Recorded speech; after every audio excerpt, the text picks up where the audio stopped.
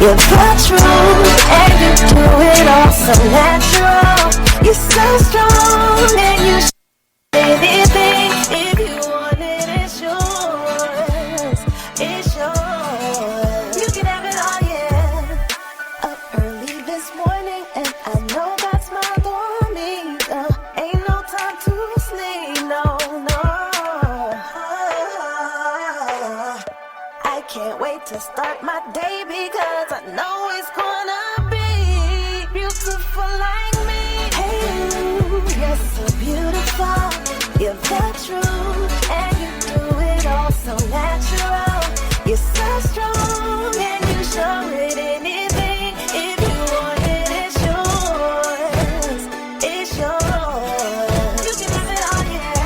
Hey, you're so beautiful. You're the truth, and you do it all so natural. You're so strong, and you show it anything. If you want it, it's yours. It's yours. You can have it all, yeah. I look into my mirror, I love everything I see. Ain't no mistakes on me, no. I always remind myself there ain't no other me. Can't nobody else be. Hey, you're so beautiful. You're the truth, and you do it all so natural. You're so strong, and you show it anything. If you want it, it's yours. It's yours. You can have it all, yeah. You can have it all, yeah. Hey you, hey you, hey you, hey you, hey you.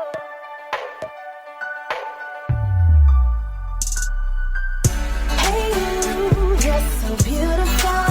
You're the truth, and you do it all so natural. You're so strong, and you show it anything. If you want it, it's yours. It's yours. You can have it all, yeah. Hey you.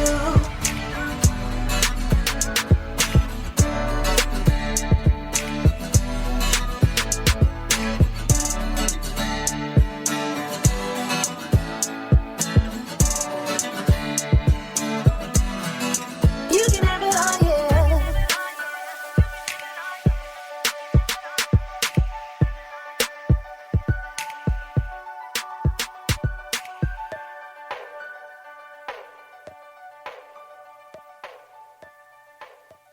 And good morning. Welcome to Style and Empowerment Chat with Laura and friends on Take It to the Streets and London Energy Radio. So we are excited to be back live in studio this afternoon. So hello to everyone around the world. Thank you for tuning in every week. We're excited to be here. So we have some exciting and some sad things to talk about. A lot of things happening in the world this past week. Well, I should say 2 weeks, since we had to step out for a minute last week. So we can't go any further and talk about any other news before we pay tribute to the late and great Queen of Soul, Aretha Franklin.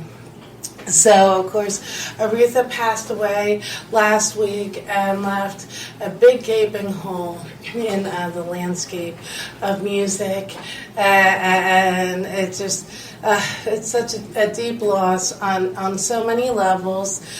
So for those of you who aren't fully familiar with the importance and extensiveness of Aretha's significant career, not only as a singer, songwriter, piano player, but also as an important activist, let's get right into talking about the amazing and iconic career of Aretha Franklin.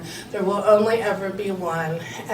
Any R&B or soul artist owes Aretha for the doors that she swung open and the fight that she fought for many artists to take for granted the opportunities that they benefit from today, specifically female artists. So Aretha began her career as a child singing gospel music in her father's church, a New Bethel Baptist Baptist church, where her father was a minister.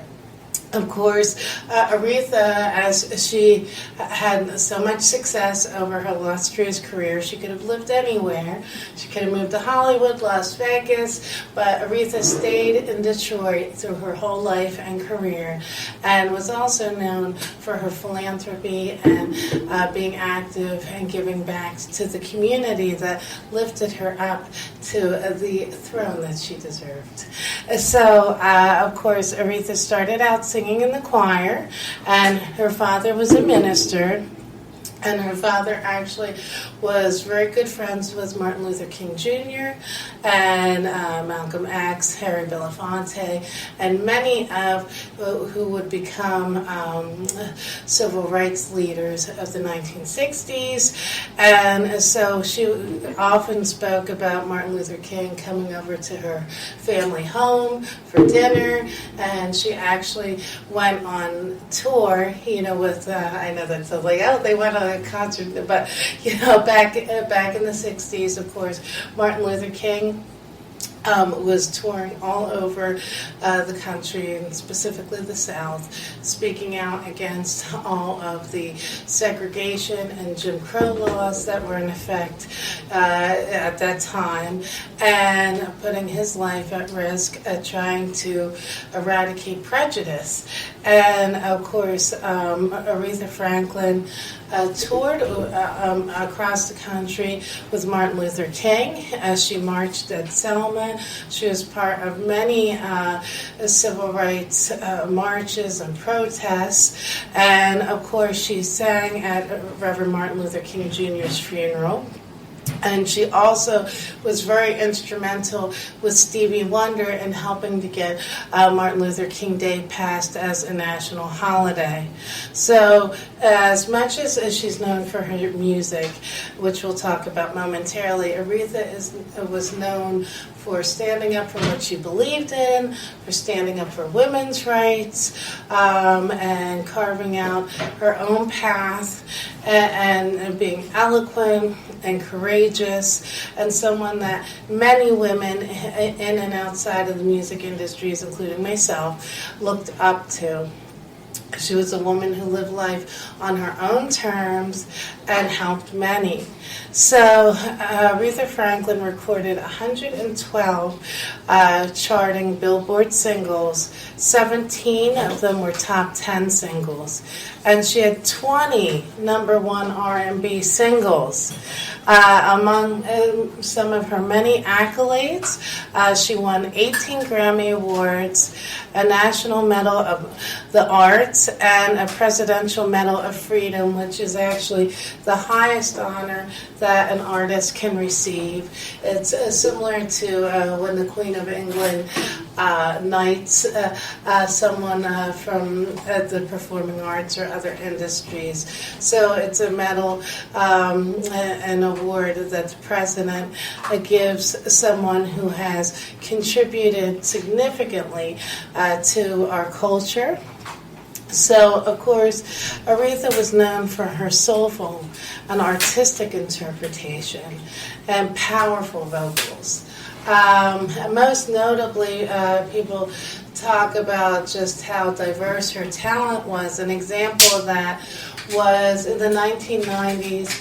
I forget exactly what year it was, but Luciano Pavarotti was slated to perform at that year's Grammys. So he had a particular aria that it was very popular, that was trending on the classical charts. It was right around the time Andreas Bocelli and Josh Groban, first were breaking and gaining steam as crossover classical artists. So he was slotted to perform at the Grammys, and at the last minute he called out. He just canceled 2 hours before the show. So of course this is a big segment that was supposed to happen in the show, and they didn't have anyone. So on a quick whim, they called Aretha Franklin and said, "Aretha, would you stand in?" She said, "Okay, hold on. Well, give me the song. Let me listen to it for a minute." So she listened to it, and for about a half hour, and then got mic'd up and went on stage with no practice or anything. And it gave such an amazing rendition of this opera aria that she brought the crowd to its feet, and children actually walked up on stage so moved by her singing that they just wanted to touch her and just have a glimpse of her energy. And of course, Aretha was also known for singing at many presidential inaugurations. She sang at both of President Clinton's inaugurations. She was a woman who just did things on her own terms and just was elegant. And you never saw her criticizing another artist or belittling another female artist. She was about lifting people up and moving their spirits, and I feel that a lot of today's artists could really take a look at the grace and dignity and power of Aretha Franklin and how she always conducted herself truly like a queen, not only a queen of music, but a queen in life. And you never saw her belittling anybody like some of today's artists do in social media. She truly used her platform to fight for civil rights, women's rights, open up doors in the music industry, and do it on her own terms and show other women what was possible. So we pay the utmost respect to Aretha and her legacy and all the amazing music she has left behind that touches people for generations. So many songs we could talk about, but just some of the standouts of my favorites. Natural Woman, which of course was written by Carole King. Thank, Respect, which turned into being one of the theme songs for the civil rights movement.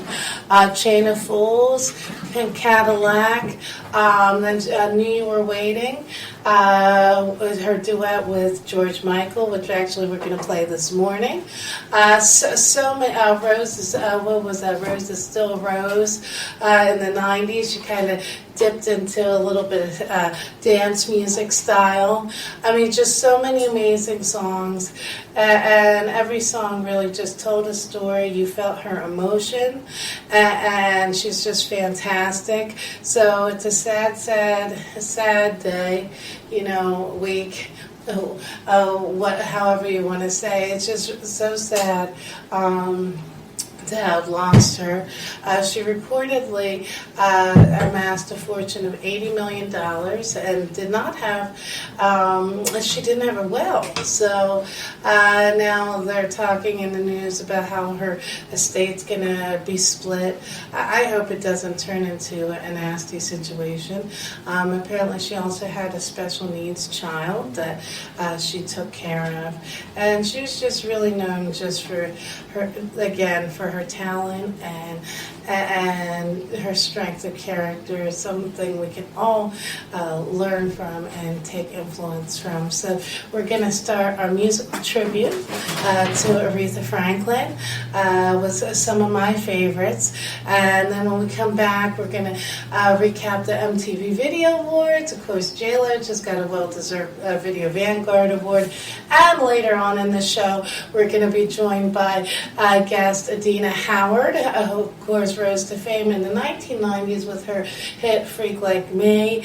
And so we're going to be tapping into a different vein of empowerment and groundbreaking this morning with our featured guest Adina Howard. So keep it locked into Style and Empowerment Chat with Laura and Friends on Take It to the Streets and London Energy Radio. Rest in peace, Aretha Franklin, and enjoy our tribute.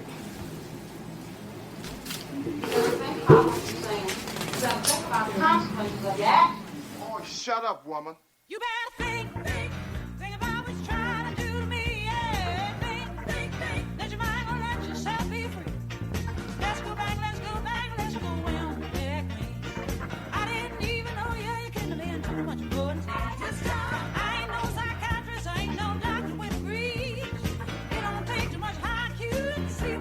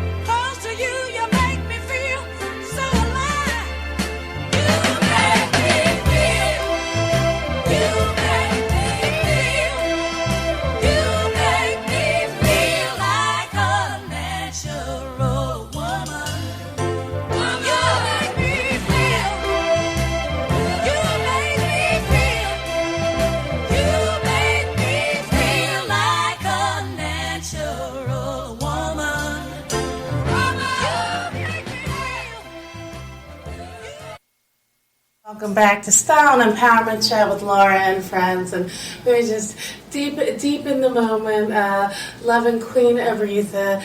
And so I hope you are enjoying just a sample of some of her amazing work and hits. So, talking about another queen. So of course, last night was the MTV Video Awards, and so Carmela. Is it Carmela Cabello? I think is how you say her full name. Won Video of the Year for Havana, and Cardi B won Best New Artist. Of course, there's this internet poll going all around where it's saying Cardi B or Nicki Minaj. I say neither. I say Queen Latifah. I say MC Light. Okay. You don't like Cardi and Nicki? No, not really. I'm not really feeling either too deeply. Yeah. Okay, you know. If you had to pick one, which one would it be? Neither. You guys like the at least you were honest. I mean, I guess I would scooch and say Nicki Minaj just because there are some of her songs like Starship, or what is it, that Starships. Yeah. And a few of her songs, but so much of what she does is trash. Mm-hmm. And subjugating herself and therefore other women. Yeah, so I'm really not checking for that. Right, that's true. You know, and I'm like, yeah, we've all seen your TNA, but what else do you have to say? True. Okay, so, you know, I like women who embrace their sexuality fine and they're confident, but they also have something of substance to say, and that's not what they have to lead with 100% of the time. Right. True. So, you know, and I feel that Cardi B and Nicki Minaj are basically shadelings of other artists. You just said shadings. I like that. Okay. Get you shadelings out of here.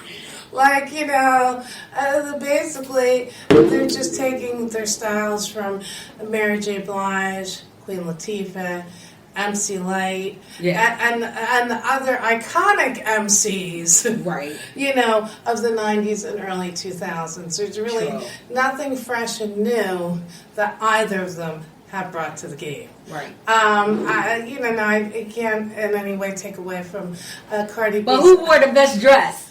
It's like, who had the best outfit on? I actually loved Camila Cabello's dress. Yeah, it was dope. She looked fantastic.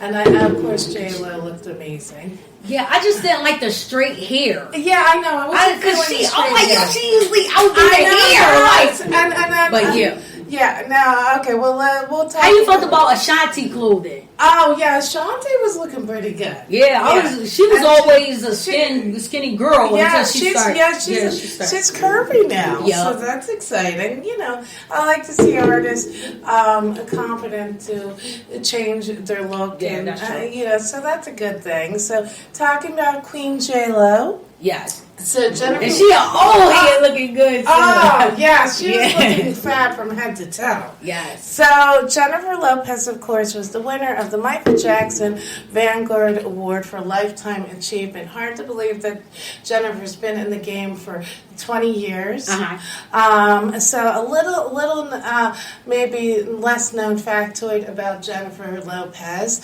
is, of course, she started out as a dancer, and one of her most notable, in acting and in pilots, one of her most notable early career accomplishments was being a background dancer for Janet Jackson.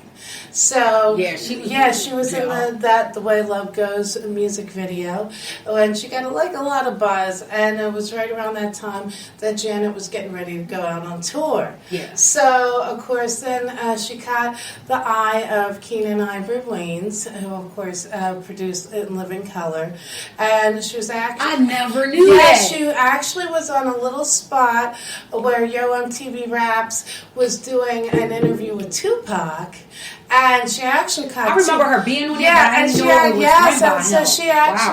she actually caught the attention of Tupac, and then she was asked to audition for the Fly Girls, and of course that dance troupe was produced by Rosie Perez. Okay. And so she got the audition, and they offered her the role. At the same time, Janet Jackson offered her a spot in her dance troupe on tour. So she actually turned down being Janet Jackson's background dancer on tour. To be on TV, they can see you more. Yes, but...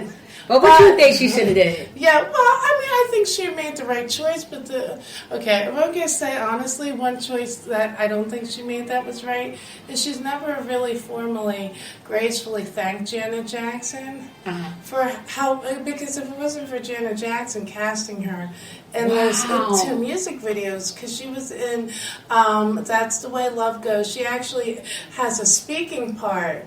At one part in the video, she's like, but have you heard from me lately? Yeah. Right? She gave her a little moment there in the video, and then she was also in the You Want Do Janet feel some way about that, or she just... I don't know. She's never said anything publicly, but if it was me, if this icon gave me the break that got me the next break that launched my career big time, I'd be saying, and thank you, Janet Jackson, for casting me, and she's never actually publicly done that.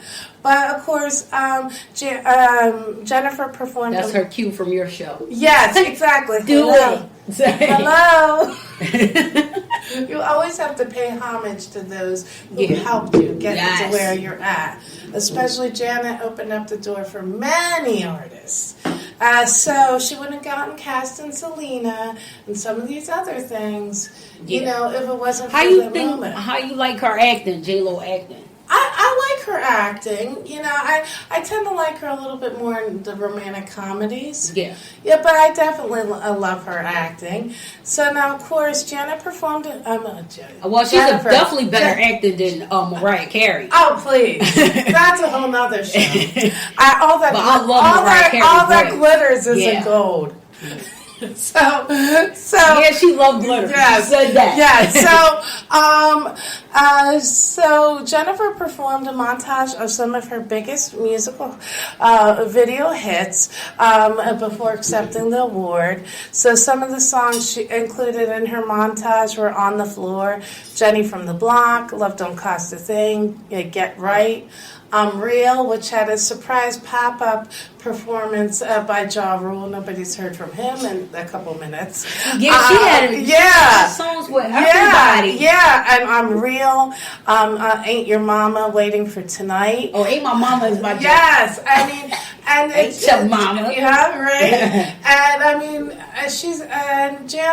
mean, Jennifer has also, you can really see her influence from the world of film in a lot of her videos. Right. Around the time she was dating Ben Affleck, and she did a lot of her... I didn't think that was a good couple. No. She did a lot of videos that were paying homage to Flashdance. Of course, her videos are always luxe and high fashion and glamorous and incorporating... She's desperate to get married for what? I don't know. Just wait. She's been throwing hints at the guy she's dating now. Yeah, Alex Rodriguez, Yeah. He like, no, not yet. Right. You like to disappear. Right.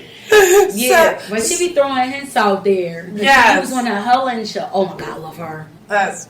So now, of course, Jennifer Lopez is not only an iconic musician and performer and created some of the most amazing music videos ever, but she is a multi-force. She is a producer. She's a songwriter. She's a choreographer. She's a business conglomerate, entrepreneur. She actually wore more than $2 million worth of diamonds to the MTV Video Awards. So Jennifer Lopez is worth over $320 million. She has sold more than 80 million records. She earned a 2013 star on the Hollywood Walk of Fame, and she is regarded as the most influential Hispanic performer in the U.S. So we are going to pay our tribute to the fantastic music and career and ongoing legacy of J-Lo, who's a powerhouse in music, fashion, film, and opening up the doors for many artists. So now we're going to do a little tribute to J-Lo. Enjoy some of my favorite J-Lo songs, and when we come back, we will be joined by our featured guest, Adina Howard, who was one of the early pioneers of sexual expression for women of color in the R&B and hip-hop musical genres. So we're going to dive all into her career, her legacy, and groundbreaking music. So get hype, and we'll be back with more Style and Empowerment Chat with Laura and friends on Take It to the Streets and London Energy Radios.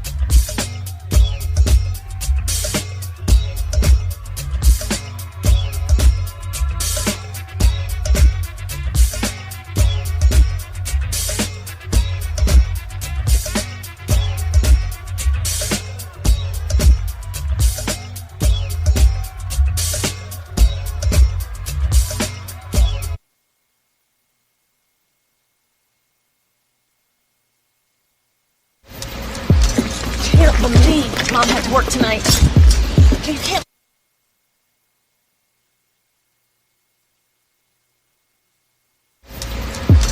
Can't believe Mom had work tonight. Okay, you can't let my boss see you. Okay. Sneak you in. We got all the shit.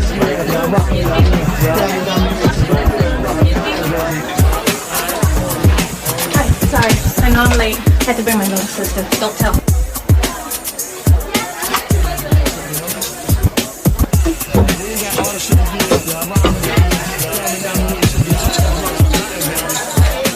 It's gonna be okay. You should get back to work. Okay. Yeah. Alright, I'll check on you in a minute, okay? Alright. Yeah. Uh-huh. No, I just got here. No. I don't know, about 2 o'clock? Mm-hmm. No, at the gay club. I'll call you when I'm done. Alright. Okay, bye.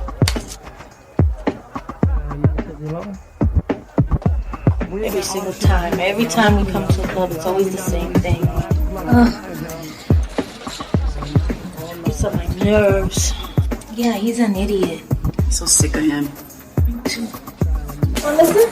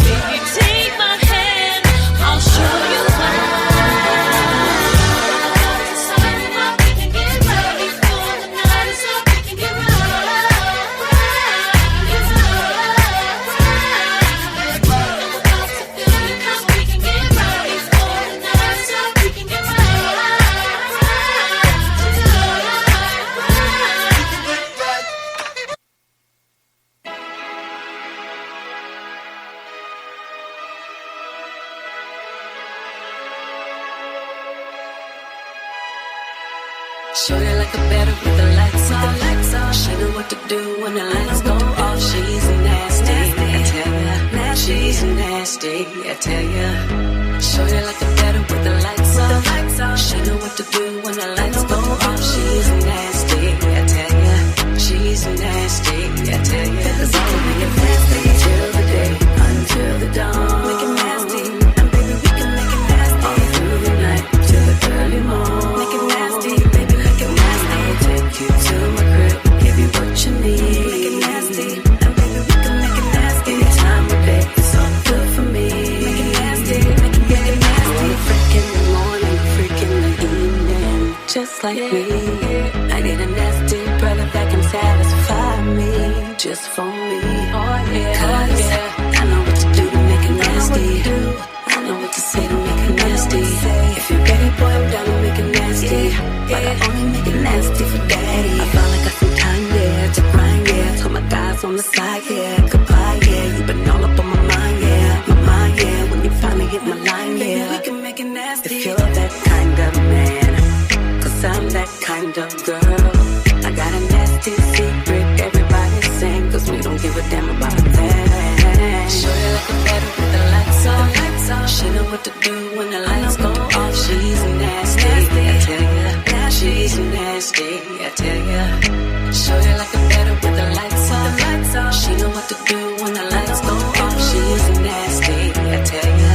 She's nasty, I tell ya. Cause I'll make it nasty till the day, until the dawn. Make it nasty, and baby we can make it nasty all through the night till the early morning. Make it nasty, baby, make it nasty. I'll take you to my crib, give you what you need. Make it nasty, and baby we can make it nasty any time of day. It's all good for me.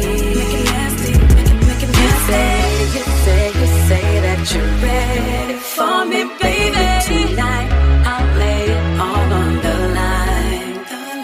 So I say, don't make me wait in my t-shirt and my pants.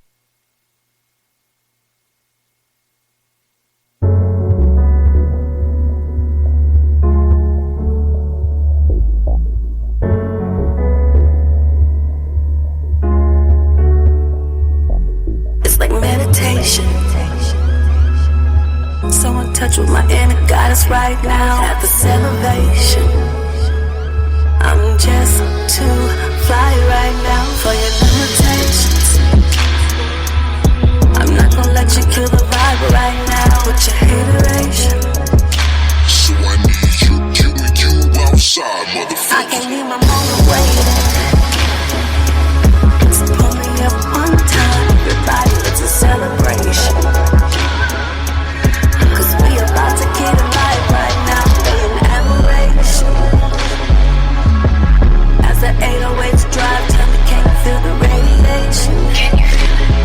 From the hottest chick in the room right now, it's like radiation.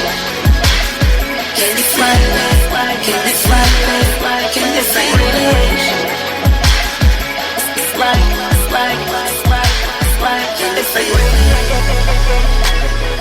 you fly, can you fly, it's like radiation. It's like, I can see your hesitation. I'm scared that I'm just another broad right now in a situation. Dark shades keep saving from my eyes right now. Baby, who you playing? You know I'm only in town for the night. Now let us get an understanding. You can only live once, so I suggest you do it right. We can leave them on the way. So pour us up one time, everybody, it's a celebration. Cause we about to get alive right now, they in admiration. As the 808s drive, tell me can you feel the radiation? From the hottest chick in the room right now, it's the radiation. Can you fly, can you fly, it's the radiation. It's like, it's like radiation. Can you fly, can you fly, it's like radiation. It's like radiation. As soon as I walk in the room, you feel a king's presence. Now all the ballers in the room to you really seem peasants. Electricity for my chakras are what stopped you, but my posture is what got you. Cause I stand like you know I get it aqua. Smashing, I get it bracket. A bit of thug with a whole lot of passion. Doing everything that you can imagine to keep lasting. Then I'm blasting on your torso, I'm a torso. Ain't no tripping, no place I pour though. Cause she knows she can get that Hermes, Birkin 35, see in Bordeaux. Crocodile though, got to pow though. Just to lock it down for the hot canal where the jock and mouth go. Cause I radiate, ain't no lazy breaks. Cause I'm crazy age, but I gotta be a gentleman. I ate that before my lady ate. That is why a chick may be waiting. Really be knowing I keep ladies wasting. Taking a part of me, leaving the bar with tea. Cause I'm flyer than aviation. I'm your lady play friend. Baby girl, it's just our radiation. Got them ladies hating. It's like radiation. Like,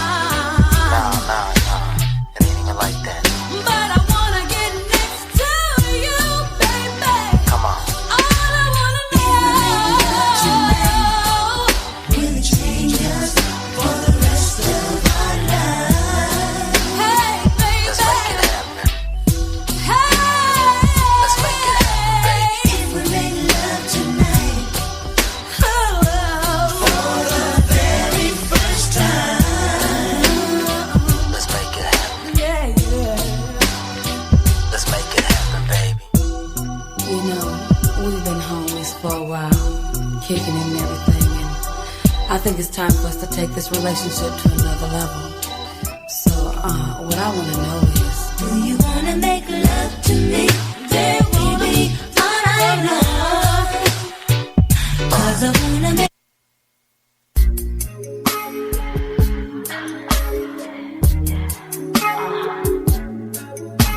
better pump this in your Jeep, gonna turn the volume up, wanna smoke a little of this stuff, that's the way we blaze on up.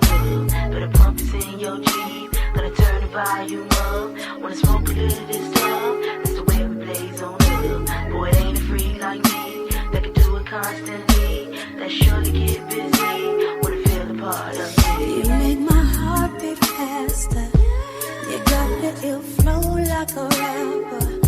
I'll raise you with good sensations. Good love and be my first occupation. This is how I'm putting it down for my peeps on the other side of town. Can you tell me, are you feeling me? And if you're feeling me, then pump this in your G. Play this in your D. Ooh, baby, show me love. Show me love. Ooh, baby, break me up. Turn the volume Break me up. Baby, show me love.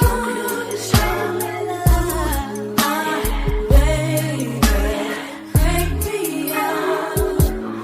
Baby, why you frontin' on me? Won't you come and spend some time?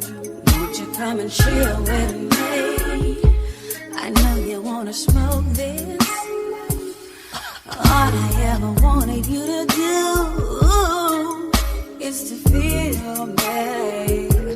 I wanna sit and get you in the mood, but you gotta play this in your Jeep.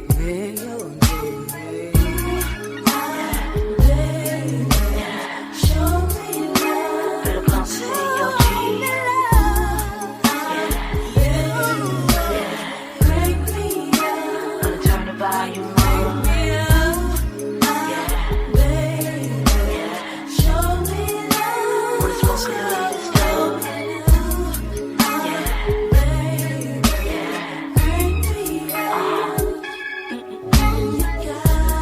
Tell me how you want it. How you want it. I wanna make it fun. Tell me how you want it. How you want it. I wanna make it fun. You got it. Tell me how you want it. How you want it. I wanna make it funky. You got it. Tell me how you want it. How you want it.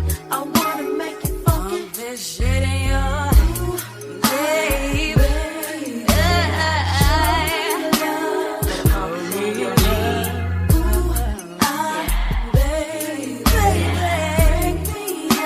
Gonna turn the volume up.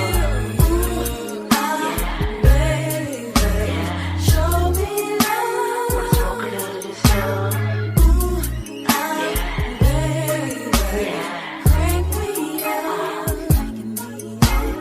Round and round, let's get toe down. Feeling my body, my body. Round and round, let's get toe down. Feeling feeling my body. Big daddy, won't you? Round and round, let's get baby, down. Feeling my body. Baby, won't you? Round and round, let's get down. Feeling my body. Feeling my body.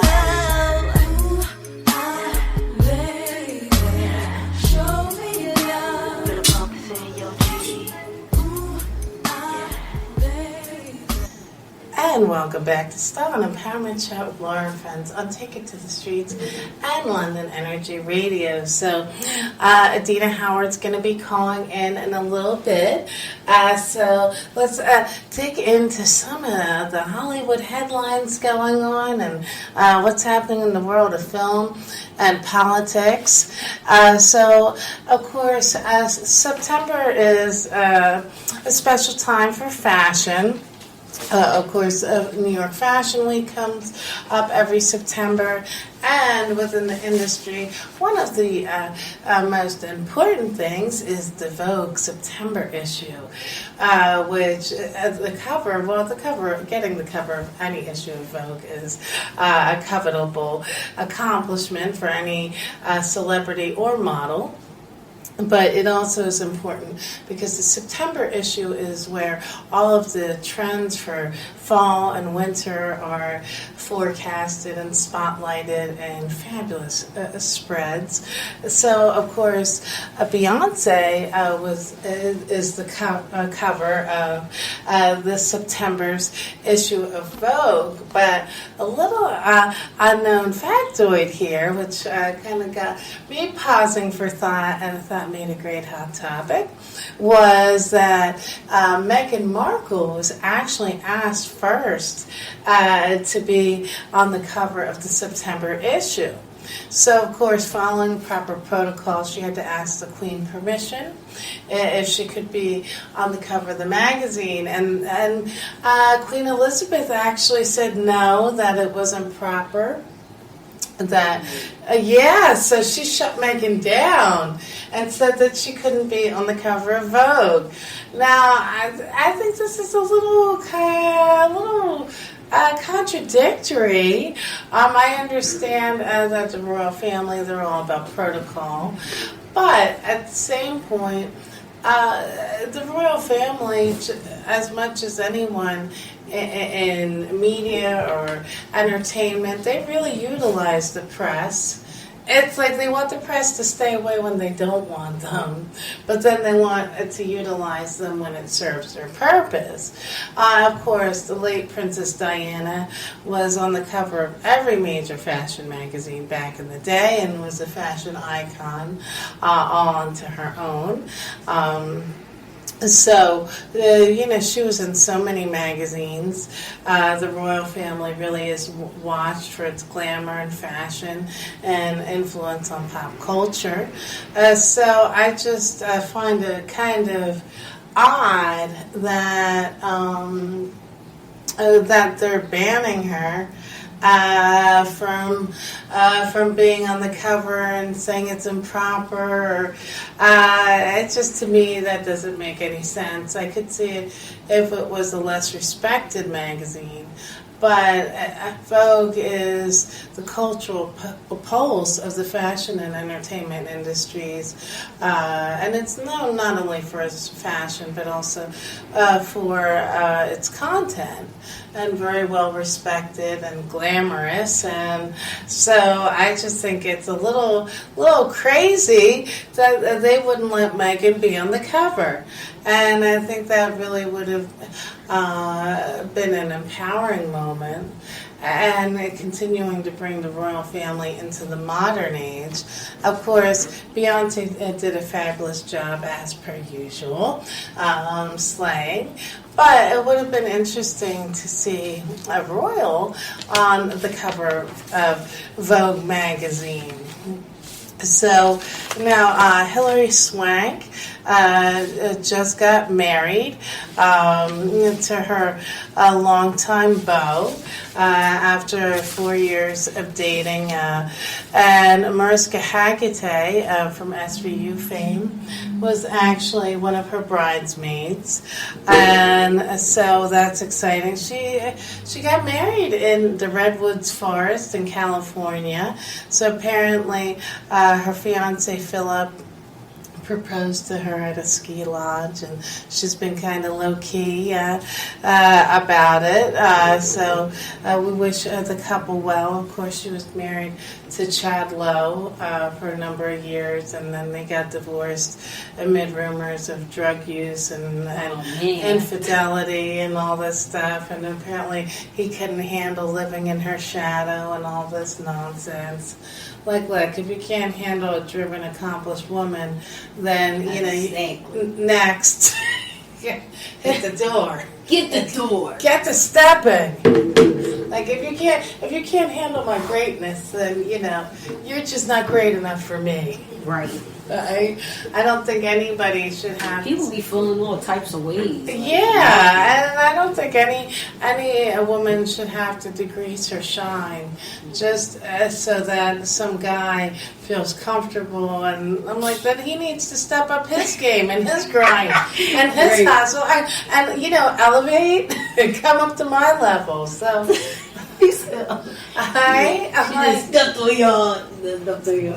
Okay, go back to school, do something,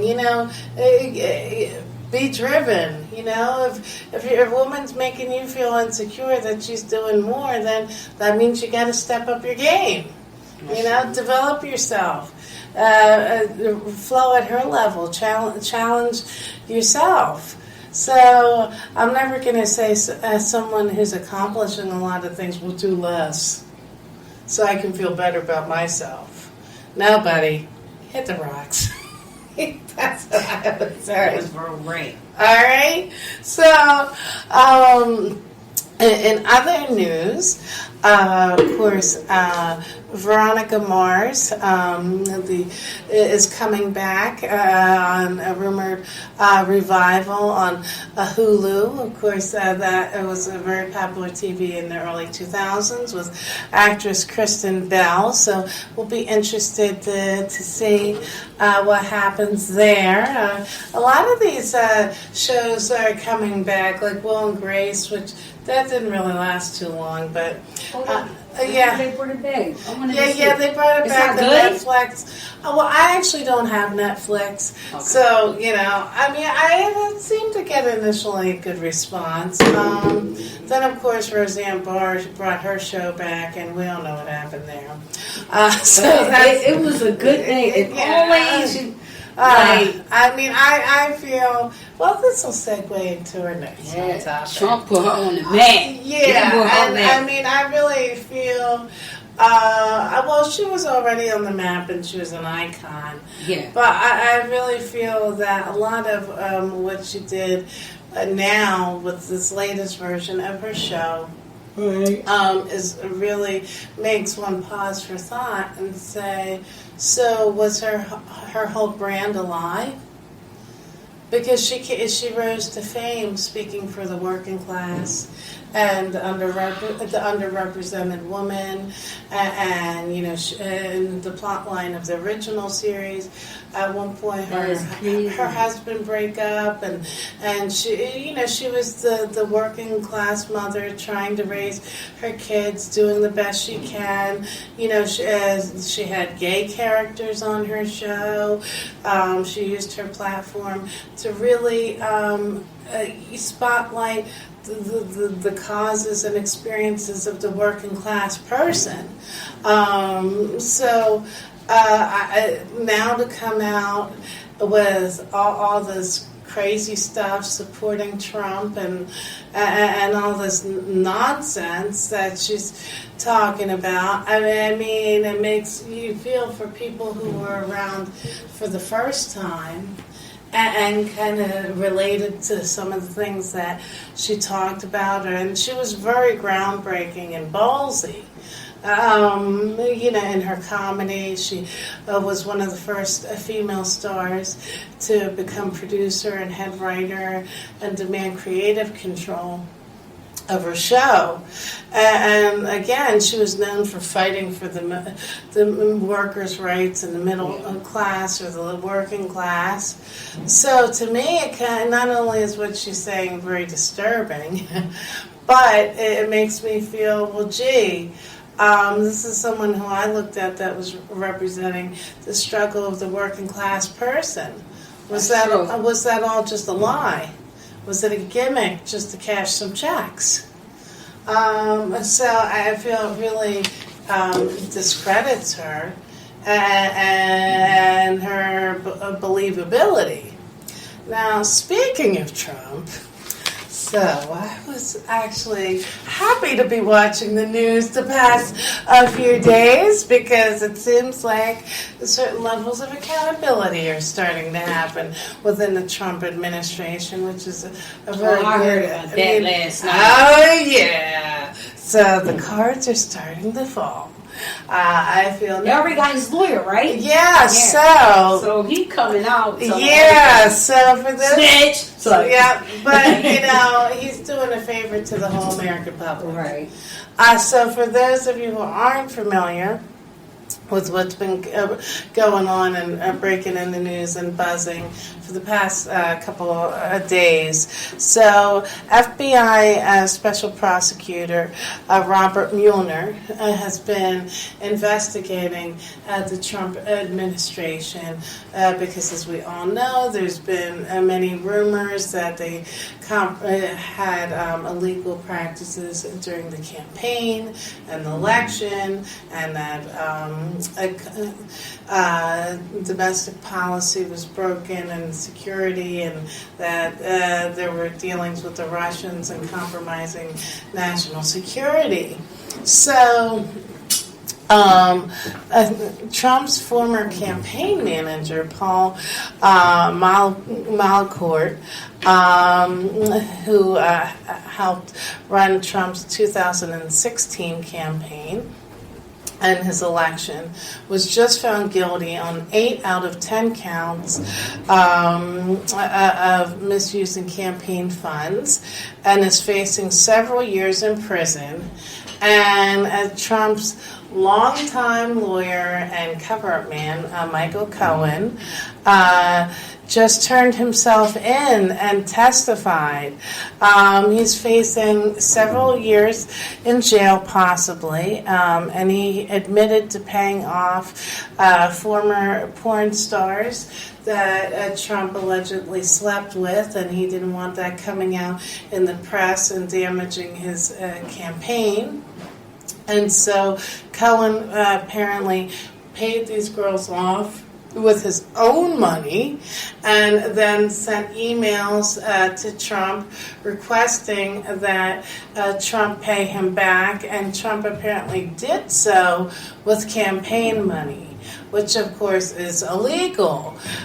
So Cohen apparently has hours and hours of recorded conversations where Trump was asking him to do illegal activity.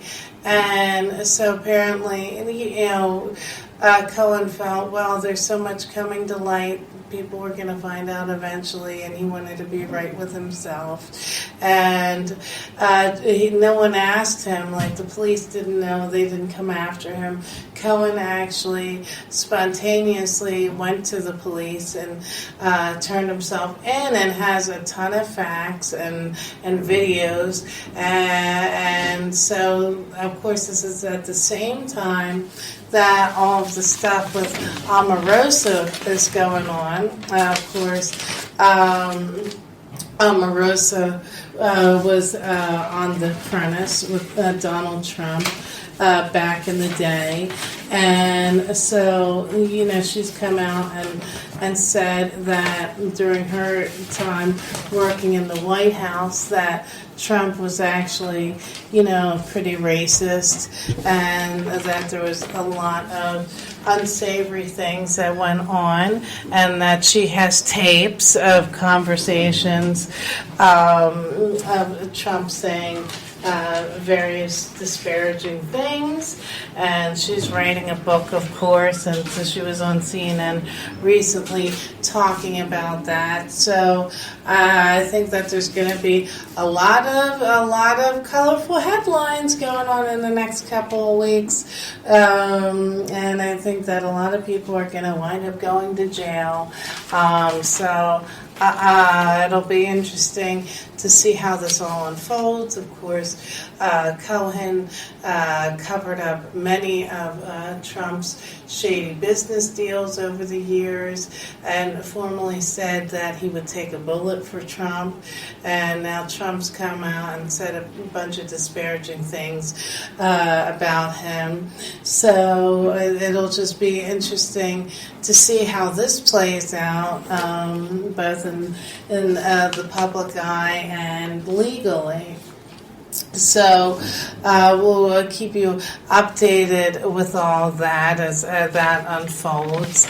Of course, Dina's going to be joining us later, but let's talk a bit about the importance of Adina Howard and women like her. Of course, our show talks a lot about empowerment, but there's different types of empowerment, not only the choices you make, but living in the lane of what makes you happy, and not living and making your choices to please anyone else. Focusing on pleasing yourself while not being selfish. Of course, the industry puts many stereotypes on women. Adina Howard was an artist that boldly challenged that, and it came out through her music and her visual accompanying material, really just being bold in her owning her sexuality and confidently saying that she was a sexual being and owning her sexuality and sending that message of strength and empowerment to other women, to not feel guilty about your sexuality or feel like you have to apologize for enjoying what you like to enjoy and going after it and expecting to be treated like with respect. And of course, in our society, there's so many double standards when it comes to men and women and sex. A guy can be dating various people and making up his mind, and oh, he's cool, he's a player, oh yeah, he gets a pat on the back. But if a woman does that, she's labeled something else, and it's not a flattering label. So I think anybody who is challenging any kind of social stereotypes or prejudices, I think that's a really good thing, and we need artists like Adina Howard to really put that out on the table. And we were talking about, when we were recapping the VMAs, we were talking about Nicki Minaj and Cardi B, and of course they both are artists that are known for, in part in branding, for their overt expression of their sexuality. Well, the artists of today wouldn't have that a comfortable platform to do so if it wasn't for the groundbreaking of Adina Howard back in the 90s. So she was really the first female artist to come out in a confident and bold way, expressing her sexuality artistically and not making apologies for it. So we're going to break you off with a little bit more Adina Howard music, break in a few moments, and then we'll be back with more Style and Empowerment Chat with Lauren Friends on Take It to the Streets and London Energy Radios. And I say, whatever you want out of life, whatever makes you happy, go for it and don't apologize for it, because at the end of the day, whether it's the boardroom, the bedroom, the runway, whatever, you have to live for yourself and do what makes you happy and makes you feel good, and respect yourself along the way. So we'll be back with more Style and Empowerment Chat after this musical break.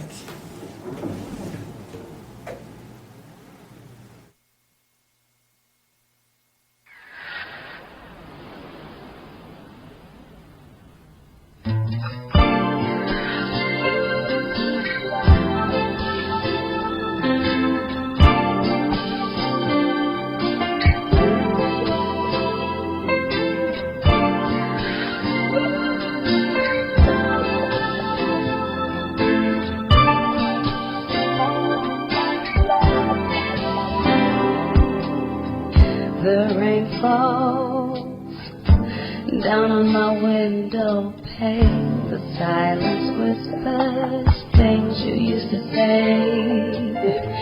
I close my eyes and I feel how I wish you were here, holding me close in your arms again, my dear, whispering sweet nothings in my ear. The passion burns and that I yearn to have you next to me. Oh, how I miss my baby. Postcards and photographs,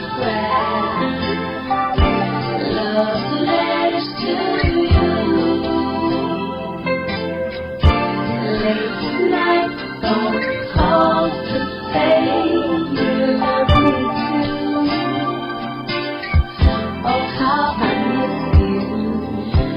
Memories hanging on the walls of my mind.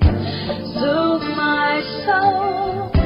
Lord knows I want my baby back home. Don't want to spend another minute without you. It's been so long. The taste of your kiss is fading, baby. Stay on my mind. The way I feel for you holds me close at night, but I'm still missing you. Cards and photographs, love letters to you. Late night phone calls to say you love me too. Oh, how I miss you. I lie awake at night, wishing you were by my side.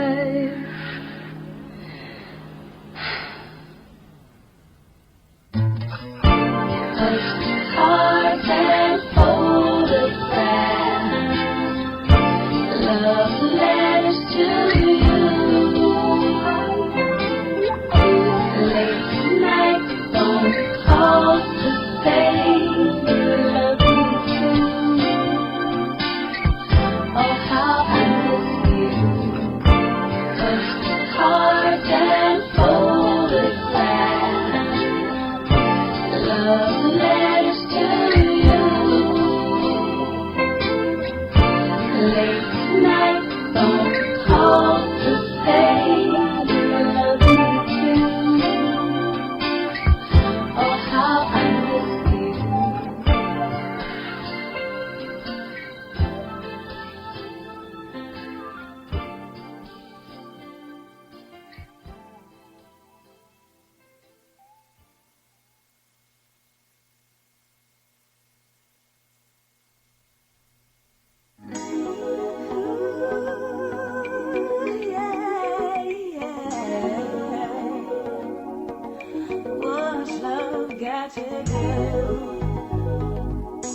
Warren G, rap for me. When G-Dog the hog come up in the places, dollar signs in your eyes and a smile in your face. You wanna live fat, off of my sack. You got more drag than the low, though. Cut the act. Cause back before 92 and 93, you didn't give a damn about Warren G. But now that I'm slinging platinum LPs, all of a sudden you on my NUTs. Ain't nothing you can do to make it stop, cause money makes the world go round.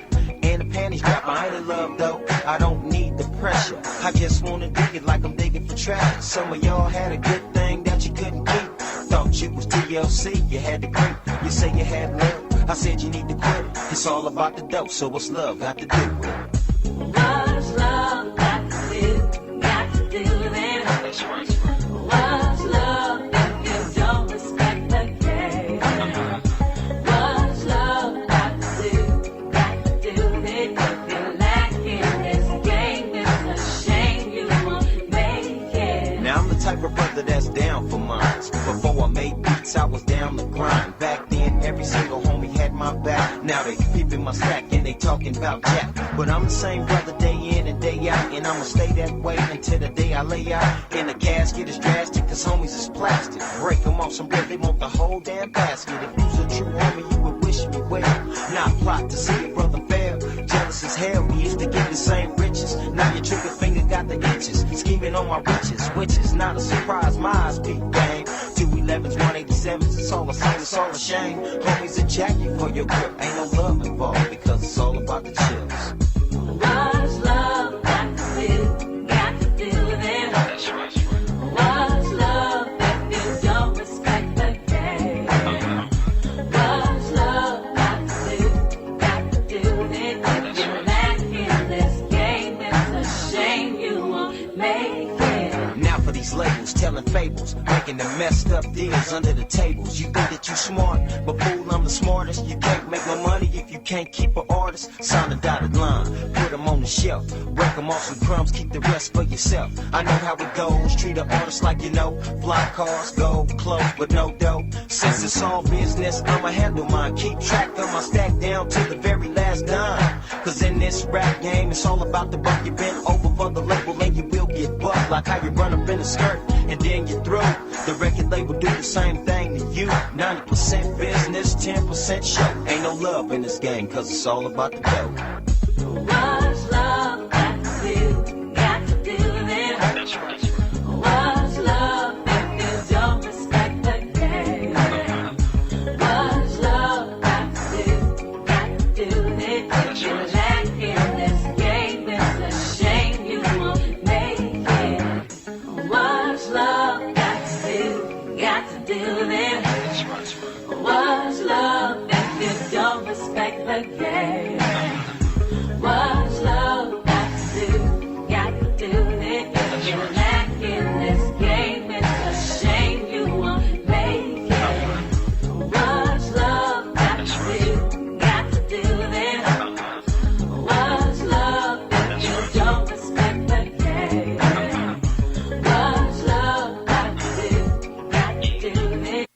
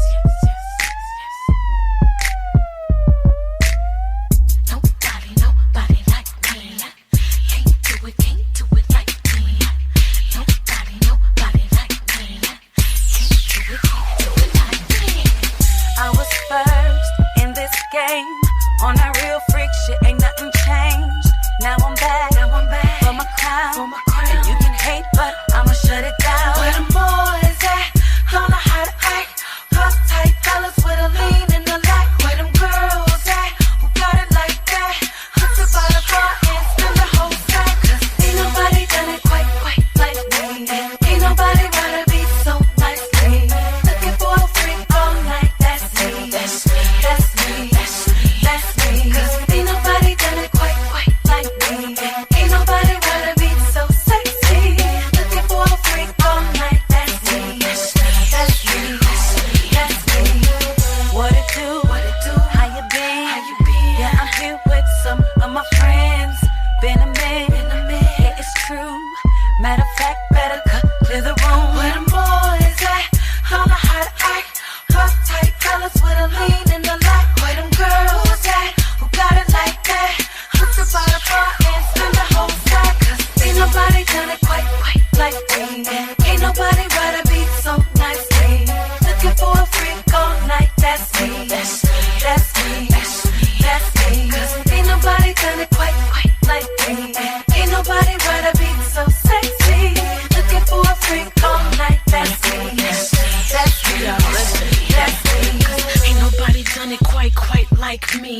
Ain't nobody ride a beat so nicely. Never seen a ride a bitch cut like me. I'ma keep it fired up, come test me. Cause I'm that chick they love to hate on. Got that shit, more chicks would pay for. Plus you can't pay for what I got, it's priceless. And you can ask your man why he trying to wipe this. Hot like me, so chesty.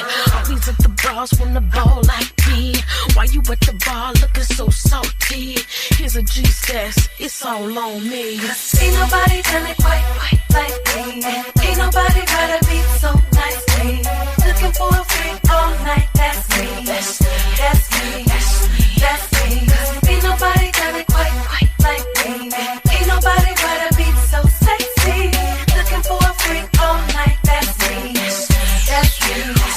That's me. All my dirty South ladies lean rock with me. All my Midwest players make it hot with me. All my East Coast mommies, you can ride with me. All my West Coast homies, you can pop with me. Nobody like me. Can't do it like me. Nobody like me. Can't do it like me. Cause ain't nobody done it quite like me. Ain't nobody got a beat so nicely. Looking for a freak all night, that's me. That's me. That's me. Cause ain't nobody done it quite like me. Ain't nobody got a beat so sexy. Looking for a freak all night, that's me. That's me. That's me.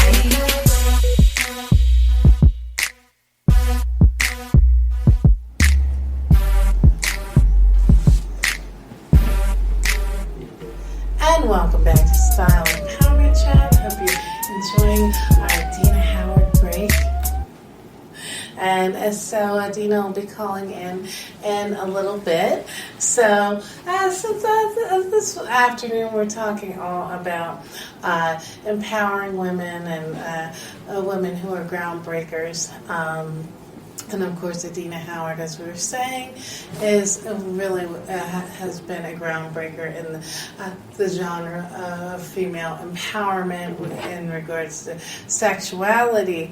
But I'd like to spotlight another woman before we interview Adina, who also is an icon of beauty and fashion and glamour, but was also known for challenging gender roles and utilizing her sexuality in an empowering way. And of course, that was the actress Marilyn Monroe, who everybody around the world acknowledges as a symbol of beauty, and that everyone still to this day aspires to embody Marilyn, who of course lived a very troubled life and addiction and mental illness and a lot of personal struggles.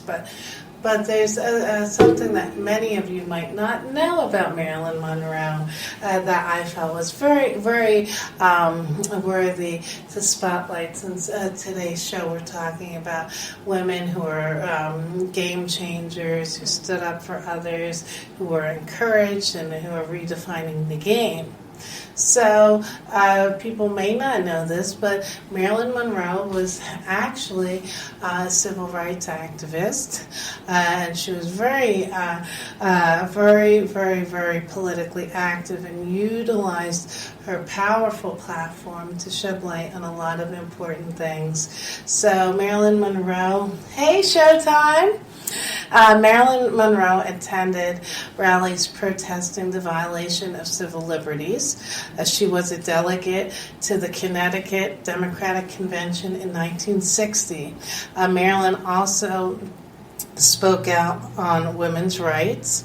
Marilyn would also play a pivotal role in the career of jazz icon Ella Fitzgerald. So during the era of the 1950s, segregation was a fact all over the country. So African Americans were not allowed to use the same bathrooms, stay in the same hotels, swim in the same pools, enter through the front door. They could be performing at a location, but they had to come in through the back. And they were also limited in the types of venues where they were allowed to perform. So African American artists like Ella Fitzgerald were limited to where they could perform, and Marilyn Monroe was a huge fan of Ella Fitzgerald. And during the 1950s, the most popular jazz club in Hollywood was the Macambo. So the club launched the careers of Frank Sinatra, Charlie Chaplin, and others. And so it was the coveted place for an up-and-coming artist to perform. So, of course, because of her race, Ella was not allowed to deliver a performance at the Macambo. So Marilyn Monroe found out about this, and of course at the time she was at the height of her fame and influence. And so she personally picked up the phone and called the owner of the Macambo Club, saying that she wanted Ella to be booked there immediately, and that if Ella was booked, that she would show up every night and sit front row and bring press to the Macambo.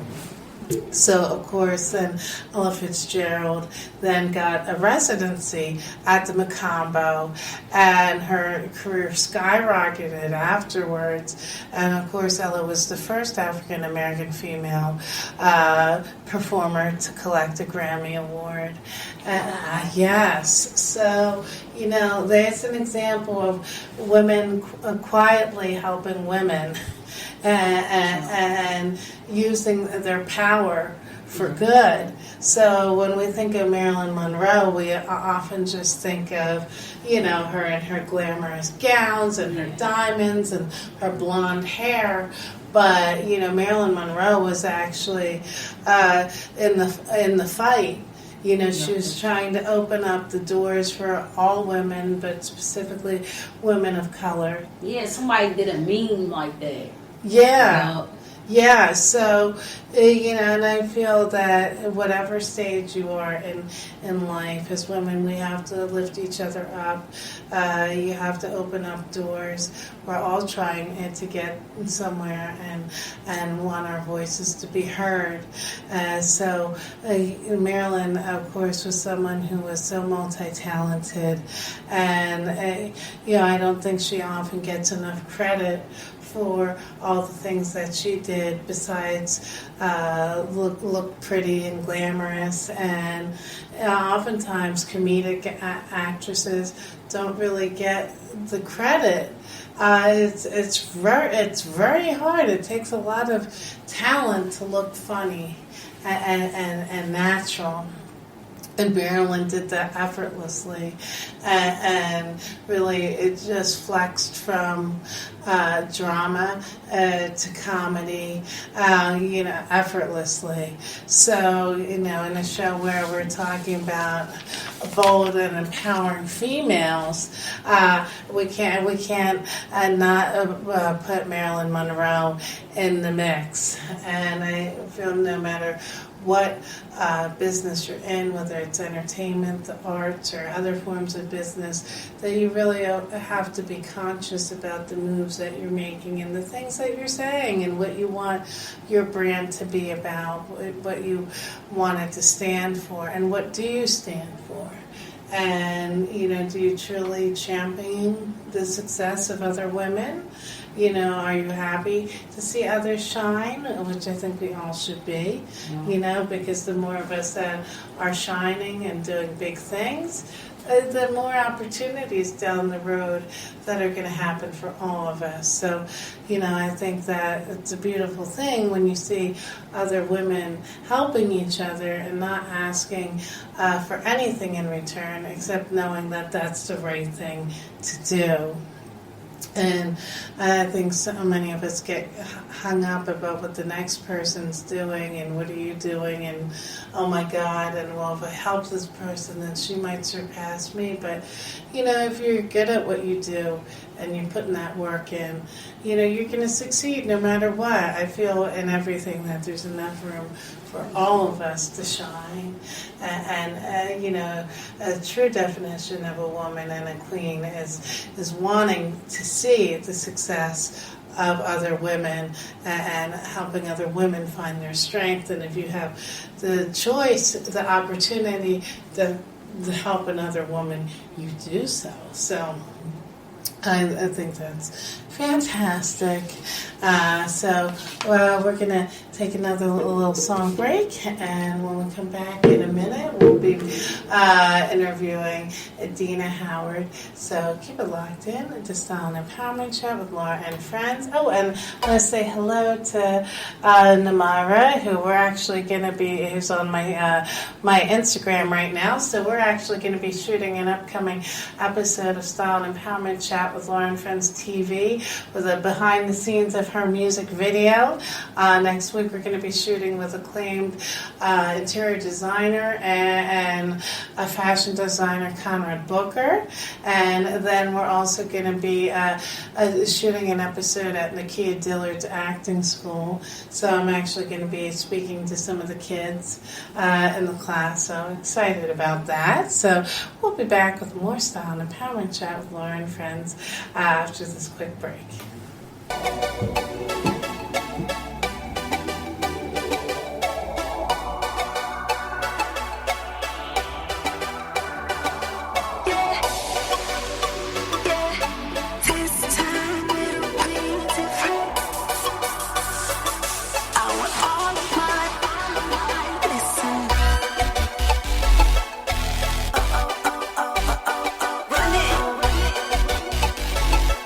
want all of my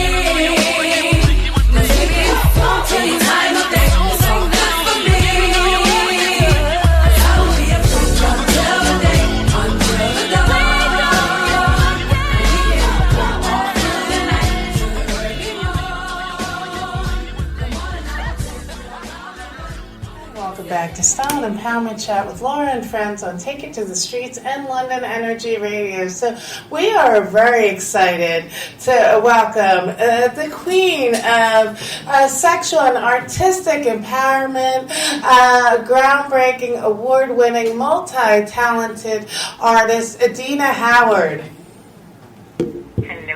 Hello. So thank you for calling in today. We're so excited to talk to you.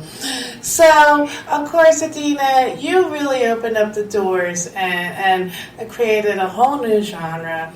You know, we were talking about this earlier in the show, that there wouldn't be Nicki Minaj, Foxy Brown, Little Kim, Cardi B, if there wasn't Adina Howard first. So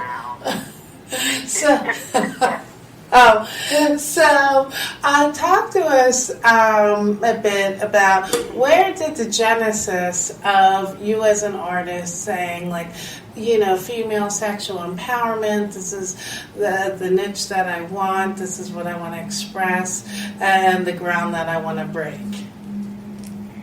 You know, the interesting thing about that is that was not the intent when I recorded the song. The song was basically written about how I got down with the get down. Right. And it just so happened to be a song that was sexually liberating for other women. It's just, for me, this is who I am, this is what I'm about. If guys can do it, I can do it too. Exactly. And there's no shame in my game, and I'm going to stay in my lane. That's it. Now, of course, there's so many, I mean, not just in the music industry, but across the board, there's so many hypocritical and contradictory messages when it comes to women and men and expressing their sexuality. And either we're over-sexualized or we're made to feel bad if we own our sexuality and are confident in it. Yeah. You know, so talk a bit about, as a female artist, some of the pressures that, you know, exist for women out there, and just how you've held your ground and done things on your own terms. A lot of the pressure that comes from the industry when it comes to us as women, I think a lot of, I don't personally feel any pressure. Okay. I don't have time for that. Exactly. I'm like, peer pressure and that type of thing, it's a no, never mind to me, because I'm going to do me, whether you like it or not. Exactly. And that can be a gift and a curse. Because when people want you to do something and you don't want to do it, especially if they're, you know, in the position of power and decision making, their egos can get in the way and it can shut you down. Because you don't want to do it my way, so let me help you out. You know, but in my mind, I'm like, you know, one of the things that I've learned is man's rejection is God's protection. So I don't even, it's like whatever. But when it comes to other women, if they feel the pressure, and just in general, it could be a situation where women have been pushed at this point, it seems, especially women of color, specifically black women, to be, like you said, over-sexualized. When you look at a lot of the female artists that are out right now, a lot of them are really pushing and promoting sex. And some of them may not even want to do that, but because the label is wanting to make money and they're feeling like, look, I'm investing in you and we have the control to do this or else. You know, that I think that's the pressure that some of them may have, like, well, I have to do this if I want to get in the industry because this is what I really want to do. And one of the things I want, you know, young ladies and girls to know, that if you get in the industry, you don't have to do anything that you have no desire to do. Exactly. It's really that simple. Don't sell yourself short just because it's something that you want to do. Because there's always, if that door is open, trust and believe the Creator's going to open another door for you to walk through that's going to be one that's meant for you to walk through.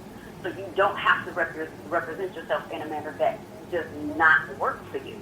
And I think a lot of, like I said, I think a lot of us have a tendency to think that, well, you know, I have to do this. No, you don't. So don't feel that pressure. It's not necessary. Right. Because someone will see a talent in you, and will see what you want to represent, how you want to represent, and go with you on that. Mm-hmm. You know, and it's just a lot of the other things that we have to deal with as women is being called a bitch. When we're very strong and we know what we want and how we want to do things, we get labeled difficult, diva, bitch. Mm-hmm. And it's like, really? Yeah, because diva is just a nice way of saying the B word. What'd you say? I said diva is just a nice way of saying the B word. Exactly. Exactly.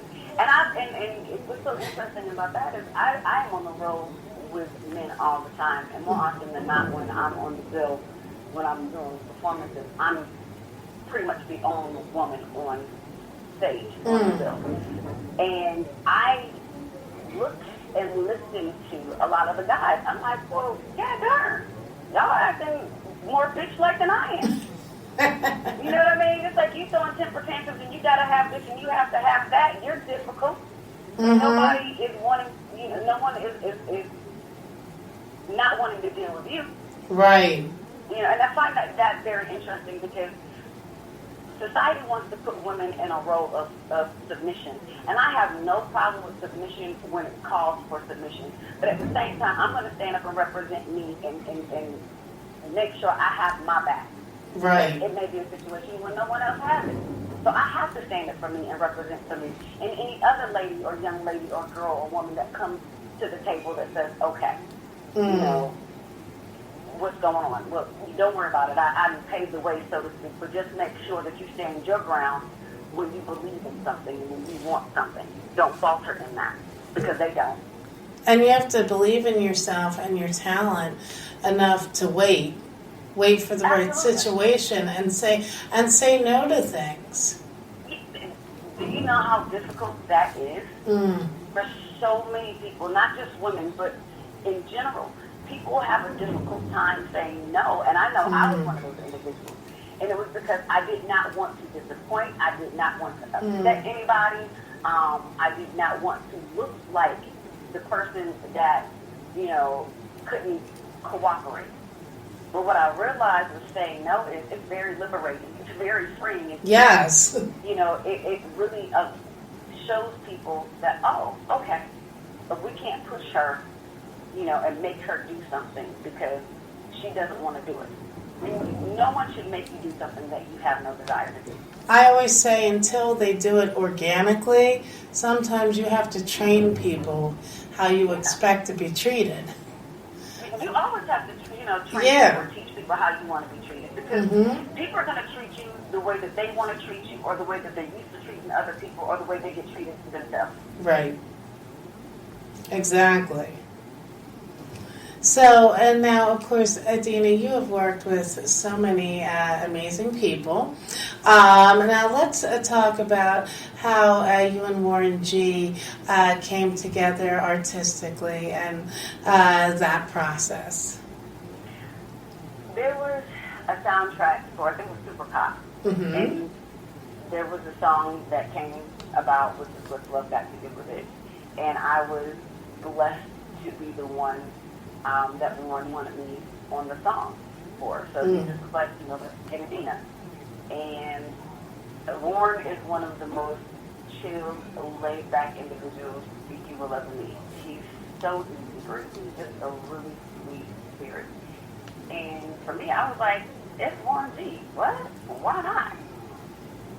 You know, and then the opportunity to be on the soundtrack with Jackie Chan in the movie, and we, at that point in time, it was like his star power was it was huge. And I was like, hello, this is an opportunity to work with someone who is an icon in the rap industry on the West Coast, and to just really leave my mark and add to my discography. And then you also collaborated, of course, with Jamie Foxx.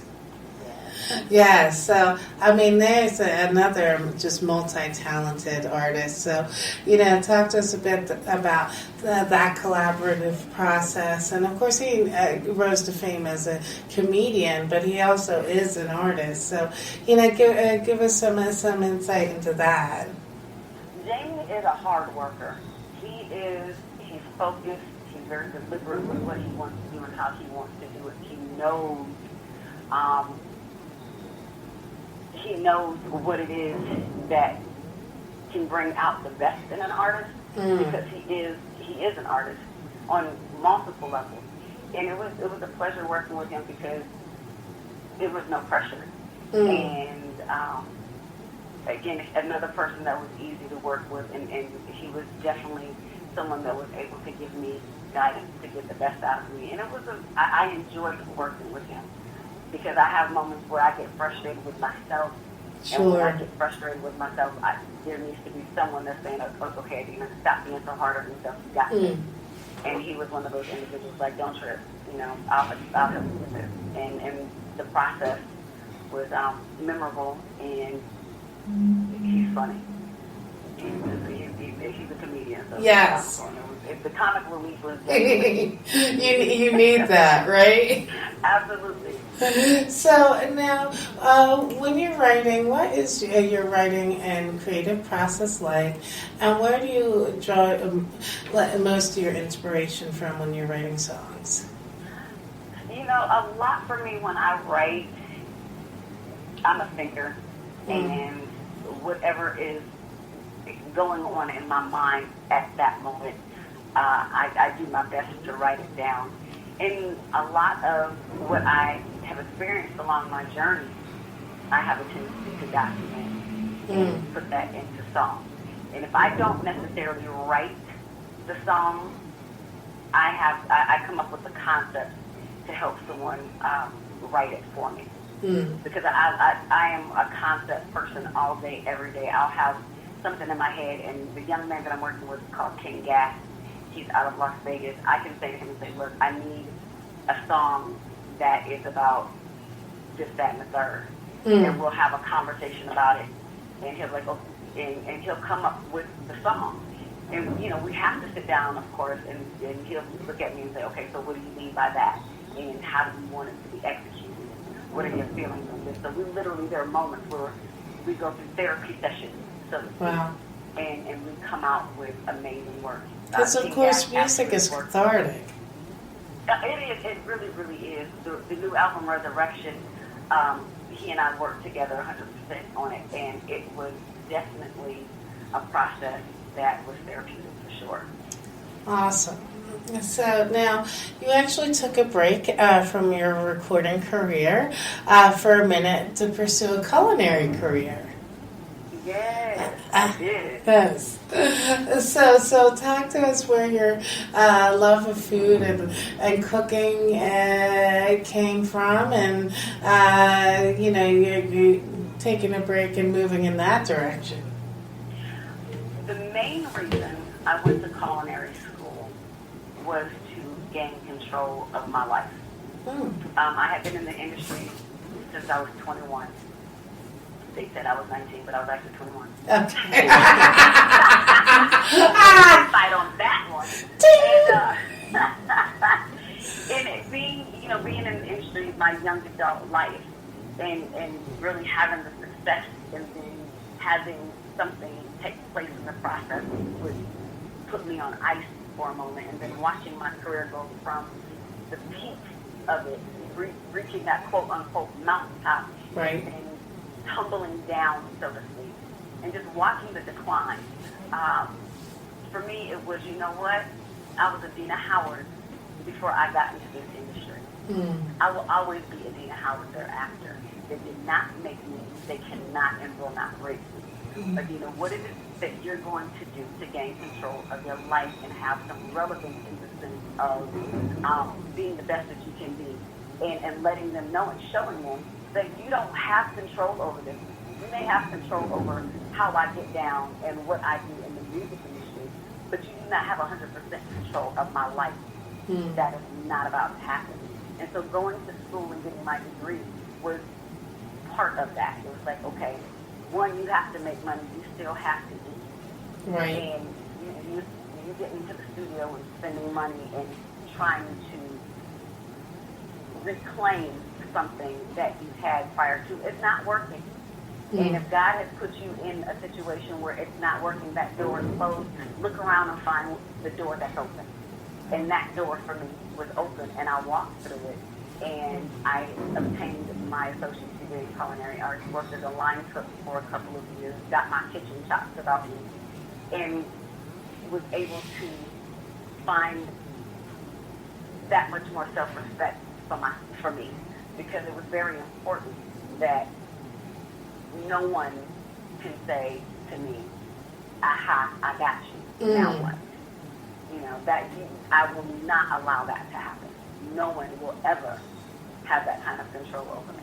And well, that's a really empowering and powerful message, Adina. Thank you. And I mean, I think we all have run into that in courses in our life, and as our life, it's phases, and I think we all run into those moments where we're doubting ourselves or our relevancy, or you're discouraged, and it takes a lot of courage. I mean, I have to applaud you on so many levels. You're a bold and fearless woman.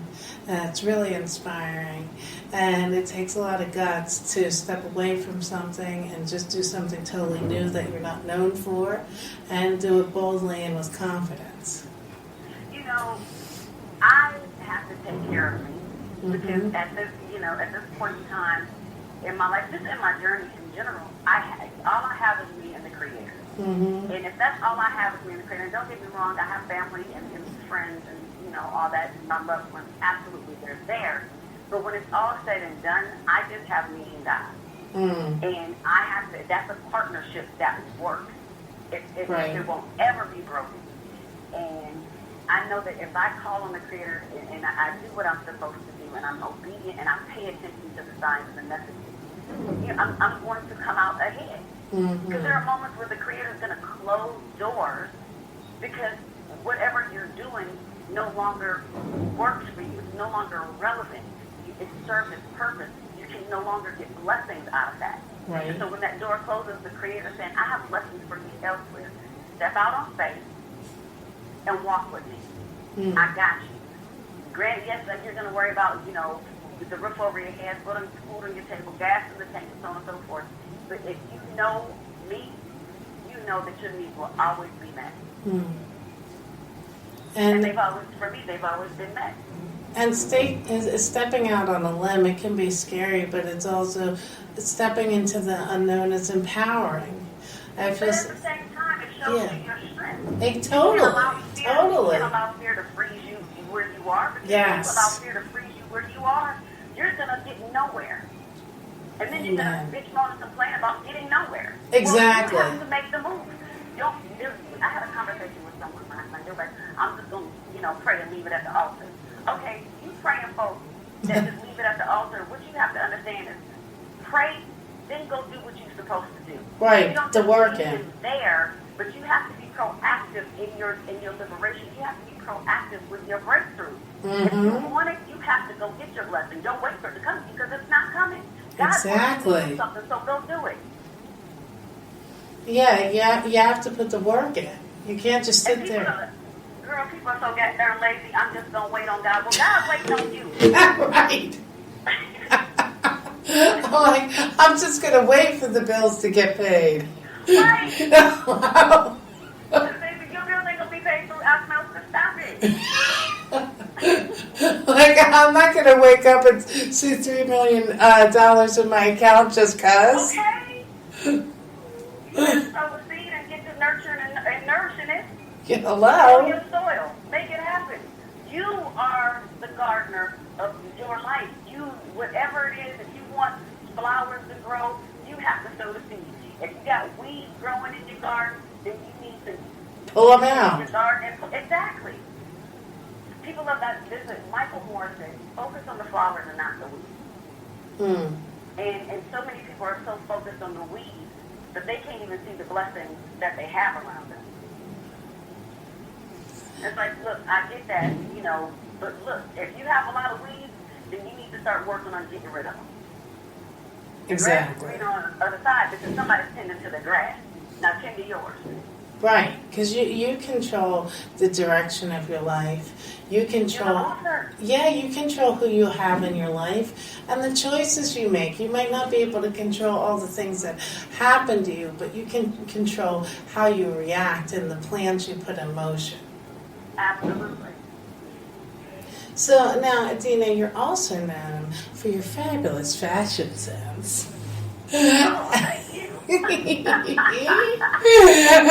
of course, fashion and imagery is also very important when we're talking about the expression of artistic projects and just moving in the world as a creative. So, talk to us a bit about when you're creating your looks, your personal style, and where all your confidence came from. I'm a Midwest girl. Okay. I come from a no-coast. One of the things about the Midwest is we have always had style, a sense of fashion. That's the one thing that I know from Grand Rapids, Michigan originally. And that's the one thing about the Midwest that I if I don't remember anything else, I remember that we have a sense of style. And that's always stayed with me, even though I grew up the latter half of my life on the West Coast. And I love to feel good. I love to look good. I dress me for me and not for anyone else. And I know I happen to know, thank God, what looks good on me. But at the same time, I realize that in order for me to look good in my clothes, my body has to look right. Right. So I make sure that I get in the gym and I work it out so that my clothes, fit on me properly. Now, who are some of your favorite designers? I don't have any favorite designers. I am not a name brand person. Okay. It's not my thing. Honey, I love thrift stores and consignment shops. I would go to a secondhand store in a heartbeat. And there's so much satisfaction in finding some fabulous, cheap, costing garment that's really chic and that you can just really turn into a great look. Exactly. Don't get me wrong. If a designer wants to put some clothes on me, I welcome it. However, at the same time, I'm not impressed with Gucci, Prada, Louis Vuitton, or anybody else for that matter, because they are not paying my bills, let alone putting any clothes in my closet for free. Right, exactly. Well, on that note, I have the pipeline to many amazing designers in Philly, so we can always talk about that later. How about it? Hello. When we're done, I'll give you my actual information, so we'll make some things happen. I receive that. Yes. So now let's talk about your new CD, Resurrection, which is just full of so many amazing and empowering songs. So one of my favorite songs off the CD is Blasphemy. So, yes, and I love the imagery that's going along with it, and it's a bit of a socially conscious song. So let's talk about Blasphemy. Absolutely. Let's talk about it. So what's the concept behind it, and the whole full message of the song? I felt it was important, especially where I am in my life, to have at least one song on my album that had a message. I was raised most of my life, so to speak, in the church, Baptist and Pentecostal. So that's my foundation is having a relationship with God. I'm not a religious person. And for me, it was to look at how our people are not loving one each other. And now that to me is blasphemy. It's disrespectful. How a nation of royalty, kings, queens, gods, goddesses, are acting like paupers and slaves. And don't get me wrong, I understand our history. And there's a line that King Gas says, you can call a king a slave if he doesn't know who he is. And because we don't know our history, and a lot of us are not speaking out our truth, we are walking around here enslaved mentally, and that is playing out in reality. And for me, it was like, we need to look at what is going on in our community and stop blaming one another and fighting each other and killing each other, because we are not the enemy. So why are we making one another the enemy? Right. You know, granted, no, we don't all get along, but at the same time, we have a common enemy. And we need to unite and fight that enemy versus ourselves.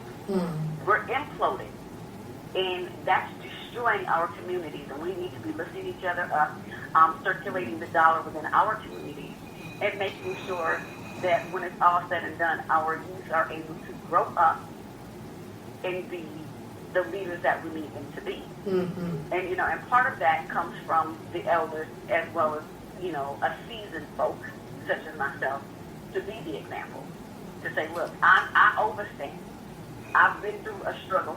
It may not necessarily resemble yours, but it's all relative at the end of the day. But when it's all said and done, I have to love you, because that's what the Creator said for me to do. And I'm going to do exactly that. I'm going to be a blessing, and I'm going to sow into you, be it through my music, be it through, you know, having a conversation with you and inspiring you and lifting you up.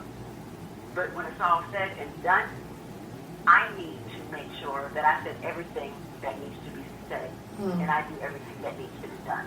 And that's one of the reasons why I had that song created, because it was important to me to sow into our community. Now, another song I love on the CD, which is totally like a female empowerment anthem, I'm about my business, is the song Work. I love that song. Yes! Like, basically, step to the side, excuse me.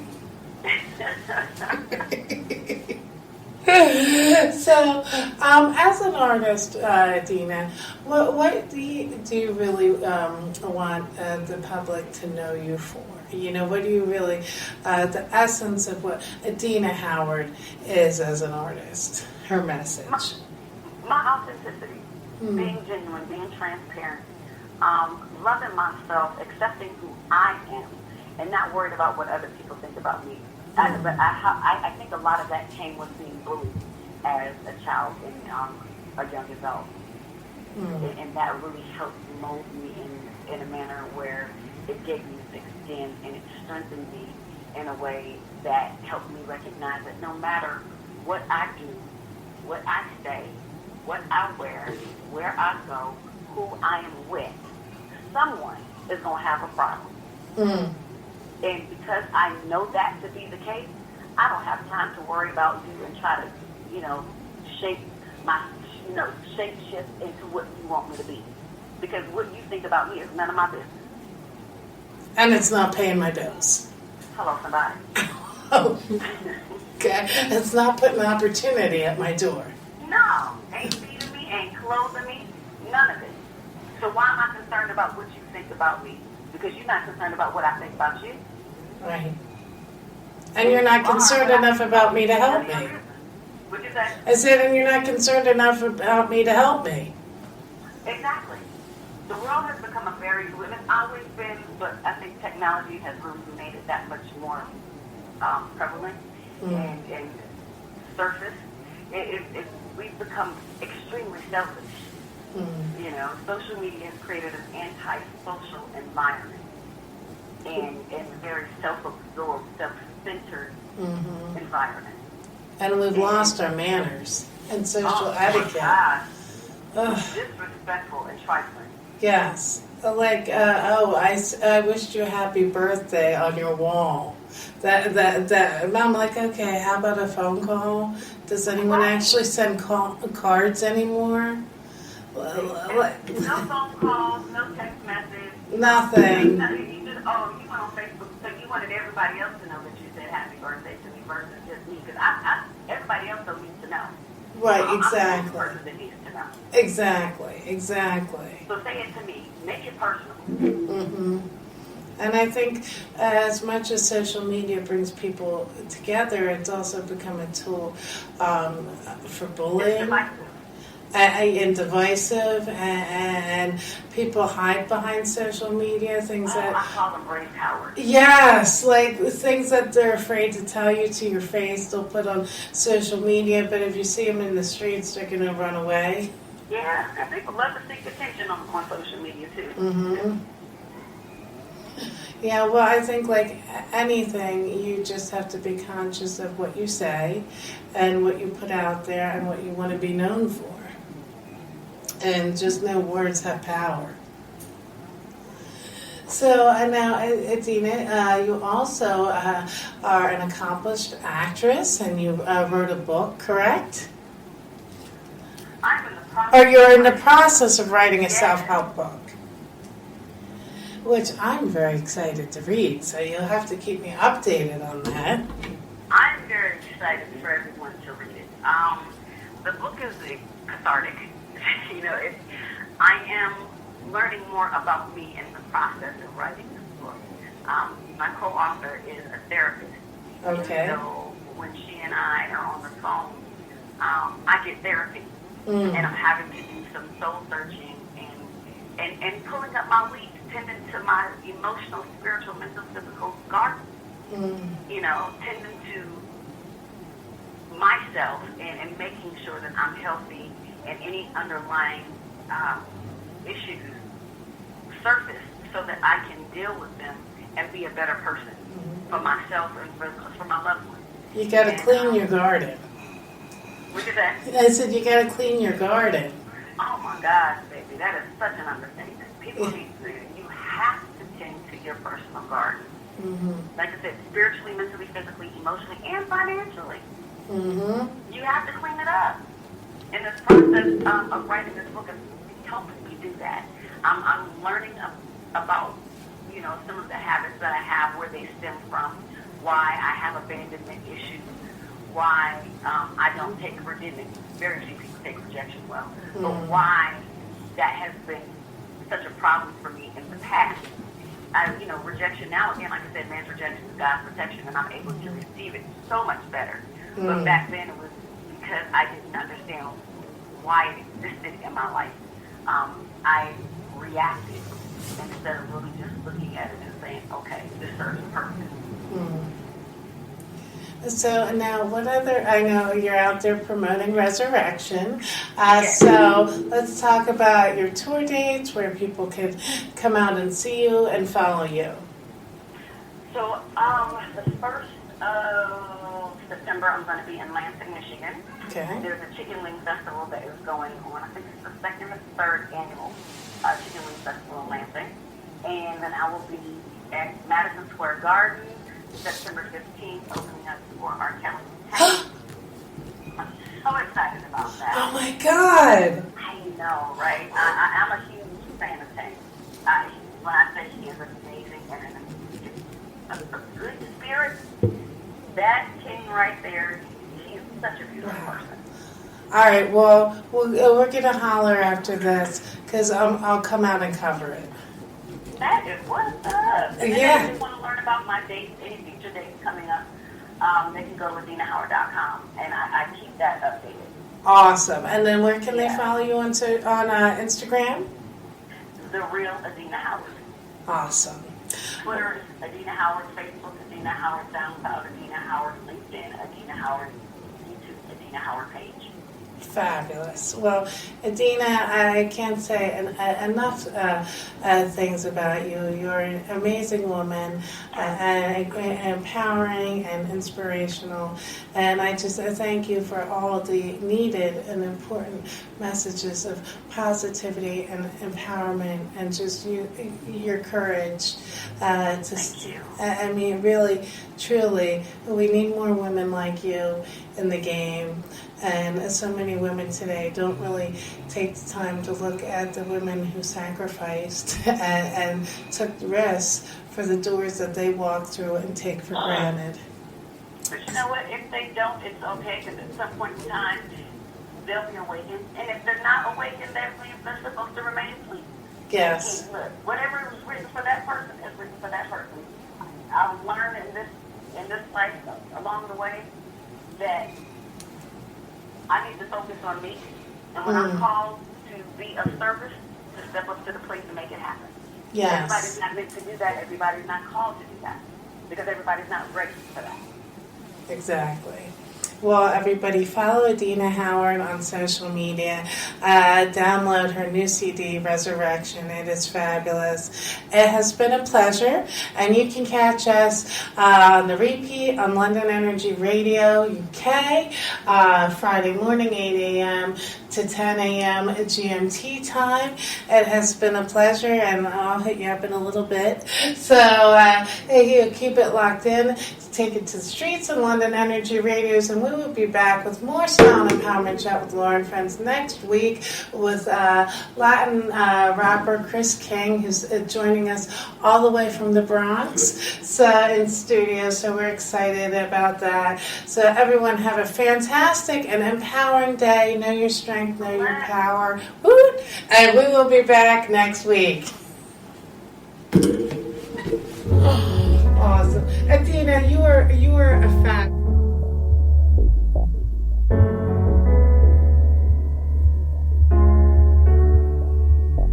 It's like meditation. So in touch with my inner goddess right now at this elevation. I'm just too fly right now for your limitations. I'm not gonna let you kill the vibe right now with your hateration. So I need you outside, motherfucker. I can't leave my moment waiting. So pull me up on time. Everybody, it's a celebration. Cause we about to get it right now. Feeling admiration. As the 808s drive, tell me, can you feel the radiation? Can you feel it?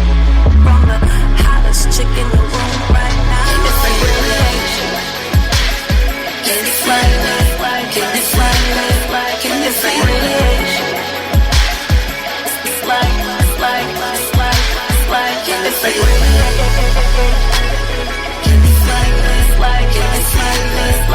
It's like radiation.